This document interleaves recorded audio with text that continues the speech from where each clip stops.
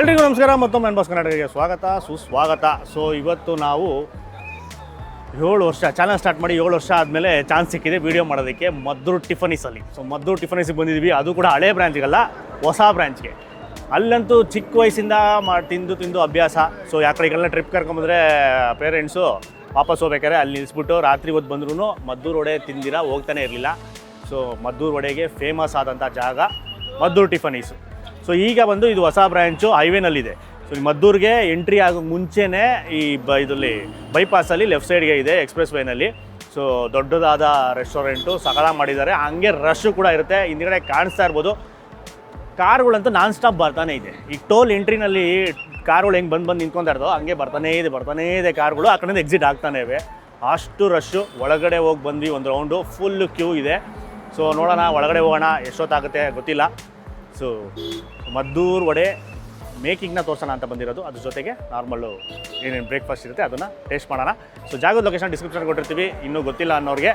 So already ಎಲ್ಲರಿಗೂ ಗೊತ್ತು, ಇಡೀ ಕರ್ನಾಟಕಕ್ಕೆ ಫೇಮಸ್ ಆದಂಥ ಜಾಗ. ಸೊ ಒಳಗೆ ಹೋಗೋಣ, ಬನ್ನಿ.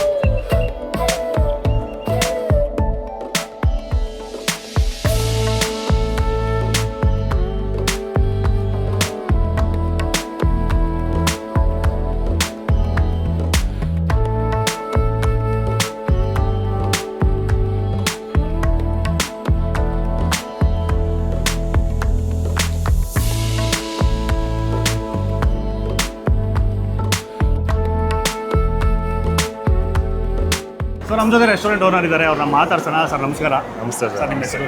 ರಜತ್ ಅಂದ್ಬಿಟ್ಟು ಸರ್. ನೀವು ಎಷ್ಟನೇ ಜನ್ರೇಷನ್? ಸರ್ ನಮ್ದು ಇದು ಫೋರ್ತ್ ಜನ್ರೇಷನ್. ರೆಸ್ಟೋರೆಂಟ್ ಬಗ್ಗೆ ಎಲ್ರಿಗೂ ಗೊತ್ತು, ಆಲ್ರೆಡಿ ಪಾಪ್ಯುಲರ್. ಇದೊಂಥರ ಮದ್ದೂರಿಗೆ ಟೂರಿಸ್ಟ್ ಸ್ಪಾಟ್ ಥರ. ಹೌದು. ಸೊ ಮದ್ದೂರು ವಡೆ ತಿನ್ನೋಕ್ಕೆ ಅಂತ ಬರ್ತಾರೆ, ಎಲ್ಲ ಕಡೆ ಪಾಸ್ ತೊಗೊಂಡು ಹೋಗ್ತಾರೆ, ಅದು ನಮಗೂ ಗೊತ್ತು.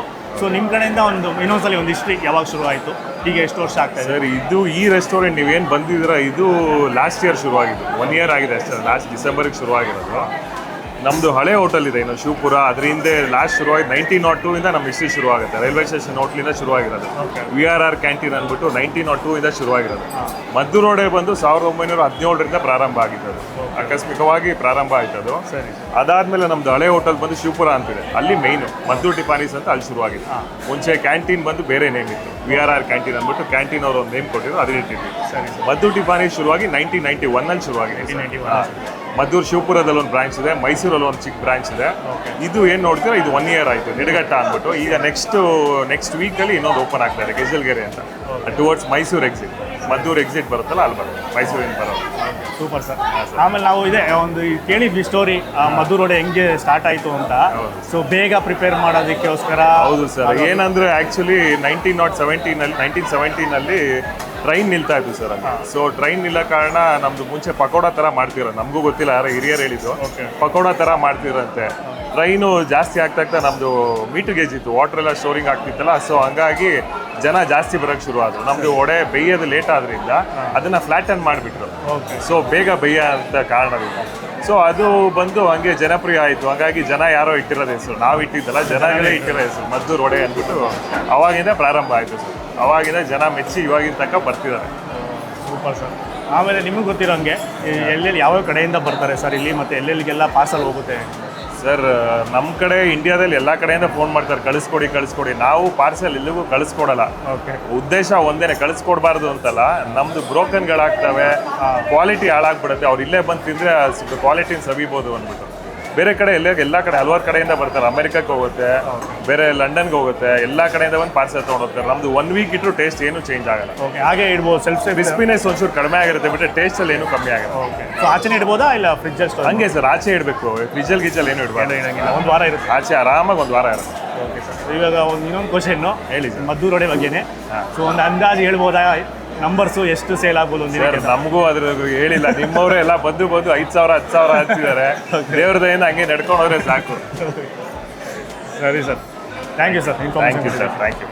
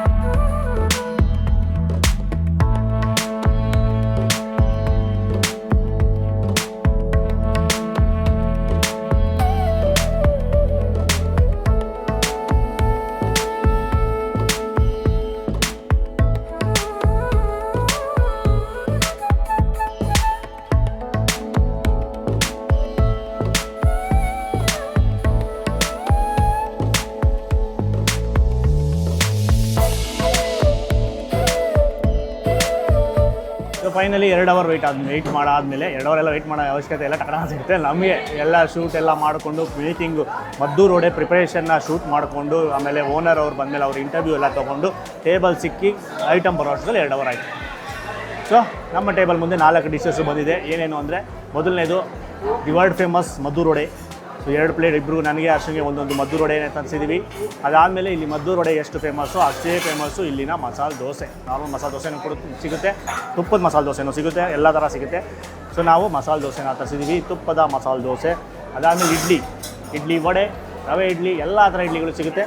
ಸೊ ನಾವು ಸಬ್ಬಕ್ಕಿ ಇಡ್ಲಿ ತರಿಸಿದ್ವಿ, ಸಪ್ರೇಟಾಗಿ ಸಬ್ಬಕ್ಕಿ ಇಡ್ಲಿ. ಅದಾದಮೇಲೆ ಹಾಗೆ ಮಾತಾಡ್ತಾ ಬ್ರೇಕ್ಫಾಸ್ಟ್ ಕಾಂಬೋ ಕೂಡ ಬಂದುಬಿಡ್ತು ಎಲ್ಲ ಪುಟ್ಪುಟಾಣಿಗೆ.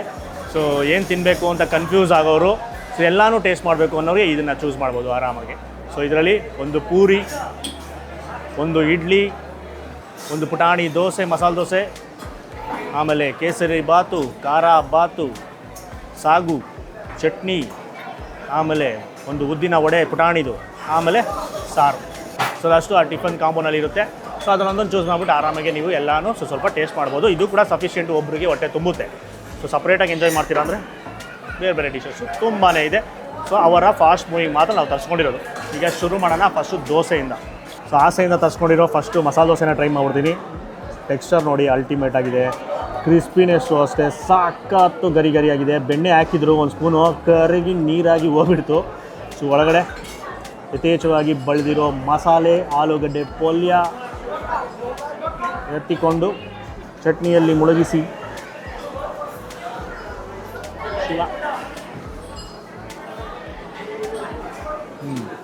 ಅದುದ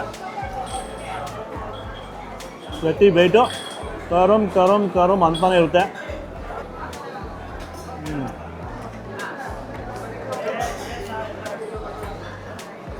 ಚಟ್ನಿನೇ ಒಳ್ಳೆ ಕಾಂಬಿನೇಷನು. ನಿಮ್ಮ ಇದಕ್ಕೆ ದೋಸೆಗೆ, ಇಡ್ಲಿಗೆ ಸಾಂಬಾರಲ್ಲಿ ಟೇಸ್ಟ್ ಮಾಡಬೇಕು. ಬಟ್ ನಾವಿಲ್ಲಿ ಸಾಂಬಾರು ತುಂಬ ಜನ ಸಾಂಬಾರು ಇಷ್ಟಪಡ್ತಾರೆ ದೋಸೆಗೆ. ಸೊ ಅದರಲ್ಲೂ ಟೇಸ್ಟ್ ಮಾಡಿಬಿಡುವ.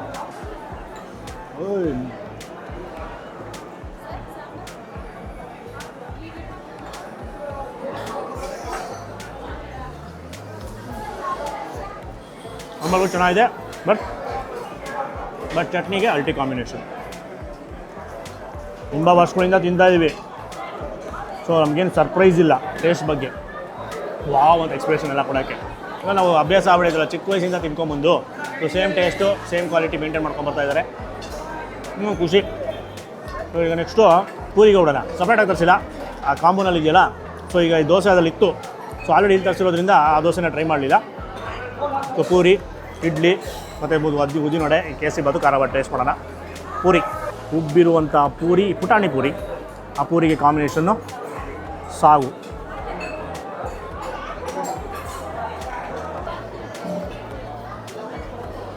ಲೈಟಾಗಿ ಸಿಹಿ ಅಂಶ ಸಾಗುನಲ್ಲಿ ಚೆನ್ನಾಗಿದೆ. ಹಿಂಗೆ ಇರಬೇಕು ಪೂರಿಗೆ. ಇನ್ನೊಂದು ಗ್ರೀನ್ ಕಲರ್ ಸಾಗು ಬರುತ್ತೆ ಗೊತ್ತಾ, ಅದು ಅಲ್ಟಿ ಕಾಂಬಿನೇಷನ್ ಇರುತ್ತೆ. ಇದು ಅಷ್ಟೇ ಚೆನ್ನಾಗಿದೆ. ಚಕ್ಕೆ ಮತ್ತು ಏಲಕ್ಕಿ ಘಮ ಲೈಟಾಗಿ ಬರುತ್ತೆ ಇದರಲ್ಲಿ, ಸ್ಪೈಸಸ್ ಫ್ಲೇವರು. ಹಂಗೆ ಒಂದು ಸಿಹಿ ಅಂಶ ಹಿಂಗೆ ಬಂದೋಗುತ್ತೆ, ಜಾಸ್ತಿನೂ ಇಲ್ಲ, ಸಿಹಿ ಲೈಟಾಗಿ. ಇಡ್ಲಿ, ಮೃದುವಾದ ಇಡ್ಲಿಗೆ ಕಾಂಬಿನೇಷನ್ ಸಾಂಬಾರ್. ಹೀರ್ಕೊಂಬಿಡ್ಬೇಕು ನೋಡಿ, ಅಲ್ಲಿ ಹೀರ್ಕೊಂಬಿಡ್ತು.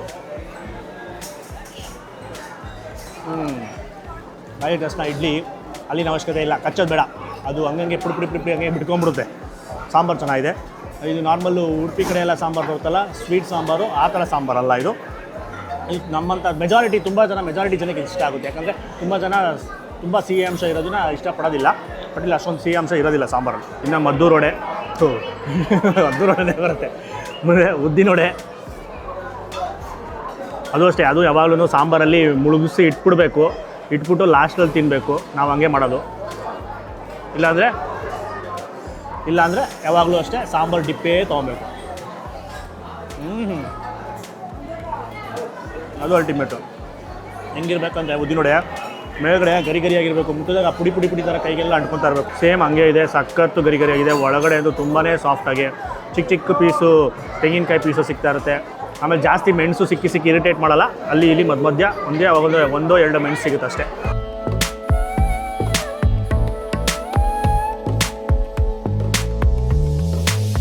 ನೆಕ್ಸ್ಟು ಖಾರ ಬಾತ್.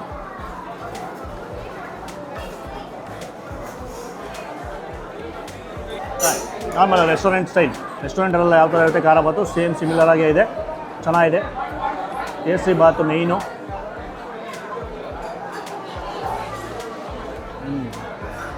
ಇದು ಇದು ಸತ್ಯನಾರಾಯಣ ಪೂಜೆ ಪ್ರಸಾದ ಥರ ಇದೆ. ಬೇಜಾನ್ ತುಪ್ಪ ಸೈಡಲ್ಲೆಲ್ಲ ಜಿನುಗ್ತಾ ಇದೆ. ಸೊ ಒಂದು ಸ್ಪೂನು ಕೇಸರಿ ಬಾತು, ಒಂದು ಸ್ಪೂನು ಖಾರ ಬಾತು, ಹೆಂಗಿರುತ್ತೆ ಕಾಂಬಿನೇಷನ್? ಹೌದಾ? ಒಂದು ಸೈಡು ಆ ಖಾರ ಮಸಾಲೆ ಫೀಲ್ ಆಗ್ತಿರುತ್ತೆ, ಒಂದು ಕಡೆ ಪ್ಯೂರ್ ಆ ತುಪ್ಪದ ಘಮ, ಆ ಸಿಹಿ ಅಂಶ ಫೀಲ್ ಆಗ್ತದೆ. ಇದರ ಕಾಂಬಿನೇಷನ್ ಎಲ್ಲರೂ ಟ್ರೈ ಮಾಡ್ತಾರೆ ಇಲ್ಲ ಗೊತ್ತಿಲ್ಲ, ಬಟ್ ನಾನು ಹಂಗೆ ತಿನ್ನೋದು, ಖಾರ ಸ್ವೀಟು ಮಿಕ್ಸ್ ಮಾಡ್ಕೊಂಡು. ಸೊ ಈಗ ಆ ಕಡೆ ಇಡ್ಲಿ, ಸಬ್ಬಕ್ಕಿ ಇಡ್ಲಿಗೆ ಜಂಪ್ ಆಡುವ. ಸಬ್ಬಕ್ಕಿ ಇಡ್ಲಿ ಒಂದು ಚಿಕ್ಕ ಬಟ್ಲಲ್ಲಿ ತುಪ್ಪನೂ ಕೊಟ್ಟಿರ್ತಾರೆ. ತುಪ್ಪನ ನೀಟಾಗಿ ಸ್ಪ್ರೆಡ್ ಮಾಡಿ ಇದನ್ನು ನಾನು ಆವಾಗಲೇ ಹಾಕೊಂಡ್ಬಿಡ್ಬೇಕಾಗಿತ್ತು. ಆವಾಗಲೇ ಹಾಕೊಂಡು ಬಿಟ್ಟಿದ್ರೆ ನೀಟಾಗಿ ಎಲ್ಲ ಒಳಗಡೆ ಇರ್ತಿತ್ತು, ಇನ್ನೂ ಮಜಾ ಬರ್ತಾಯಿತ್ತು. ಅಷ್ಟು ನಾವೆಲ್ಲ ತಿನ್ಕೊಂಬರ್ಬೋದಾಯಿತು. ಇರಲಿ, ನೀಟಾಗಿ ಕೋಟ್ ಮಾಡಿ ಮೇಲ್ಗಡೆ ಹಾಕಿರೋ ಸಬ್ಬಕ್ಕಿ ಸೊಪ್ಪು ಯಥೇಚ್ಛವಾಗಿ ಸಿಗಬೇಕು. ಇಲ್ಲಿ ಸಾಸಿವೆ ಕಾಣಿಸ್ತಾ ಇರುತ್ತೆ. ಅದಕ್ಕೂ ಅಷ್ಟೇ ಸಾಗು ಕೊಟ್ಟಿರ್ತಾರೆ, ಕಾಂಬಿನೇಷನು ಸಾಗು ಮತ್ತು ಚಟ್ನಿ ಇರುತ್ತೆ. ಸೊ ಆವಾಗಲೇ ಪೂರಿಗೆ ಸಾಗು ಸೂಪರಾಗಿತ್ತು. ಸೊ ಅದಕ್ಕೋಸ್ಕರ ಸಾಗುನಲ್ಲಿ ಟೇಸ್ಟ್ ಮಾಡುವ. ಶಿವ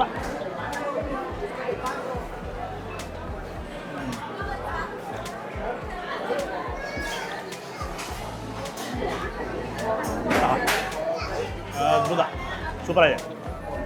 ಮೇಯ್ನ್ ಬಂದುಬಿಟ್ಟು ಸಬ್ಬಕ್ಕಿ ಸೊಪ್ಪು ಅದು ಡಾಮಿನೇಟ್ ಮಾಡುತ್ತೆ. ಅದು ಇಷ್ಟೇ ಎಷ್ಟು ಹಾಕಿದ್ರೂ ಅದ್ರ ಘಮ ಯಥೇಚ್ಛವಾಗಿ ಇರುತ್ತೆ, ಜಾಸ್ತಿನೇ ಇರೋದ್ರಿಂದ ಅದ್ರ ಫ್ಲೇವರ್ ಅದ್ಭುತ.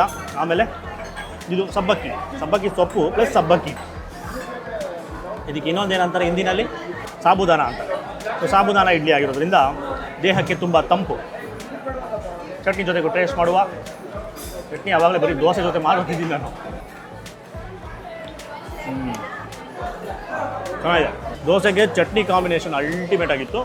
ಈ ಇಡ್ಲಿಗೆ ಆ ಸಾಗು ಕಾಂಬಿನೇಷನ್ನು ಸಖತ್ತಾಗಿತ್ತು. ನಾರ್ಮಲ್ ಇಡ್ಲಿಗೆ ನಾರ್ಮಲ್ ಸಾಂಬಾರು ಕಾಂಬಿನೇಷನ್ ಅಲ್ಟಿಮೇಟ್ ಆಗಿತ್ತು. ಅದು ಡಿಪ್ ತೊಗೊಂಡ್ರೆ ಇನ್ನೂ ಸೂಪರ್ ಇರುತ್ತೆ. ಸೊ ಯಾವಾಗಲೂ ರೆಕಮೆಂಡೆಡು ಡಿಪ್ಪು. ಸೊ ಈಗ ಮಾತಾಡ್ತಾ ನನ್ನ ಫೇವ್ರೇಟ್ ಬಿಸಿ ಬೇಳೆ ಬಾತ್ ಬಂದಿದೆ. ಅದಕ್ಕೂ ಅಷ್ಟೇ ಸೈಡಲ್ಲಿ ತುಪ್ಪ ಕೊಟ್ಟಿದ್ದಾರೆ. ಈ ಥರ ಕೊಟ್ಟರೆ ಏನೋ ಒಂಥರ ಖುಷಿ.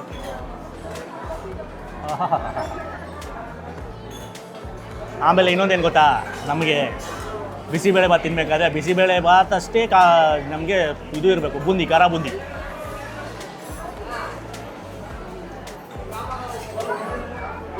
ತುಂಬ ಜನ ಚಿಪ್ಸು ಏನೋ ಹಾಕೊಂಡು ತಿಂತಾರೆ, ಬಟ್ ಬೂಂದಿ ಕೊಡೋ ಮಜಾ ಯಾರು ಕೊಡಲ್ಲ. ಯಥೇಚ್ಛವಾಗಿ ಬೂಂದಿಯನ್ನು ಹಾಕಿಕೊಂಡು, ಯಥೇಚ್ಛವಾಗಿ ತುಪ್ಪವನ್ನು ಹಾಕಿಕೊಂಡು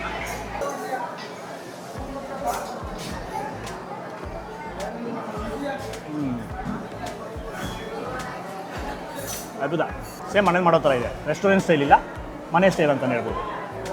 ಪರ್ಫೆಕ್ಟ್ ಆಗಿದೆ. ಫ್ಲೇವರ್ಸ್ ಎಲ್ಲ ಯಾವುದು ಅತಿ ಜಾಸ್ತಿ ಫ್ಲೇವರು, ಒಂದು ಮಸಾಲೆ ಪದಾರ್ಥ ಜಾಸ್ತಿ ಇದು ಕಮ್ಮಿ ಅಂತ ಹೇಳೋಕ್ಕಲ್ಲ. ಪರ್ಫೆಕ್ಟಾಗಿದೆ, ಸಟಲ್ಲಾಗಿ ಅದ್ಭುತ. ತುಂಬ ಲೈಟಾದ ಸಿಹಿ ಅಂಶ, ತುಂಬ ಜಾಸ್ತಿ ಇದ್ರೂ ಯಾರಿಗೂ ಇಷ್ಟ ಆಗಲ್ಲ. ಆ ಟ್ಯಾಗಿನೆಸ್ ಹೋದರೆ ಲೈಟಾಗಿ ಬರುತ್ತೆ, ಎಲ್ಲ ಲೈಟಾಗಿ ಬರುತ್ತೆ. ಚೆನ್ನಾಗಿದೆ. ತುಪ್ಪ ಜಾಸ್ತಿ ಹಾಕ್ಕೊಂಡೆ, ಮೋಸ್ಟ್ಲಿ ತುಪ್ಪ ಡಾಮಿನೇಟ್ ಮಾಡ್ತಾಯಿದೆ. ಸೊ ತುಪ್ಪ ಇಲ್ಲಿ ಕಮ್ಮಿ ಹಾಕ್ಕೊಂಡು ತಿಂದರೆ ಆ ರಿಯಲ್ ಆದ ಫ್ಲೇವರ್ನ ಸವಿಬೋದು. ಈಗ ತಿಂದ್ಬಿಟ್ಟು ಲಾಸ್ಟ್ ಫೈನಲ್ಲು ಜಂಪ್ ಆಗ್ಬಿಡೋಣ. ಅವಾಗಿಂದ ಕಾಯಿಸ್ತಾ ಇದ್ದೀವಿ.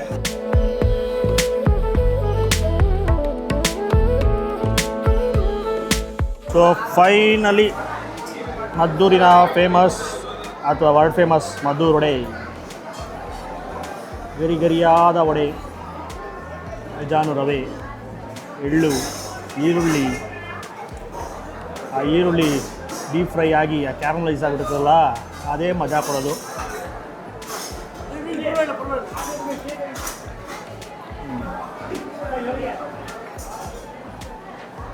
ಹೌದಾ? ಇನ್ನೊಂದೇನು ವಿಶೇಷ ಇದು ಅಂದರೆ, ಒಬ್ಬರು ಆರಾಮಾಗಿ ಒಂದು 3-4 ವಡೆ ತಿನ್ಬೋದು, ಮಕ್ಕಳಿಲ್ಲ. ಗರಿ ಗರಿ ಪುಡಿ ಪುಡಿ ಆಯ್ತಾ ಇರ್ತದಲ್ಲ ಉಳಿದಾಡ್ದು ಒಳ್ಳೆ ರಸ್ಕ್ ಥರ. ಆಮೇಲೆ ಪ್ರಿಪ್ರೇಷನ್ ಫಸ್ಟ್ ಟೈಮ್ ನೋಡಿದ್ದು ಲೈಫಲ್ಲಿ. ಬೆಣ್ಣೆ ಹಾಕ್ತಾರೆ, ತುಪ್ಪ ಹಾಕ್ತಾರೆ, ಎಲ್ಲ ಹೆವಿ ಇಂಗ್ರೀಡಿಯೆಂಟ್ಸೇ. ಕ್ಯಾಶೂನು ಹಾಕಿರ್ತಾರೆ ನೋಡಿ, ಇಲ್ಲೆಲ್ಲ ಕಾಣಿಸ್ತಾ ಇರುತ್ತೆ. ಕ್ಯಾಶು ಇರುತ್ತೆ, ಆ ರವೆ ಹಾಕಿರೋದ್ರಿಂದ ಅದು ಗರಿ ಗರಿ ಜಾಸ್ತಿ. ಚಟ್ನಿ, ಗಟ್ಟಿ ಚಟ್ನಿ.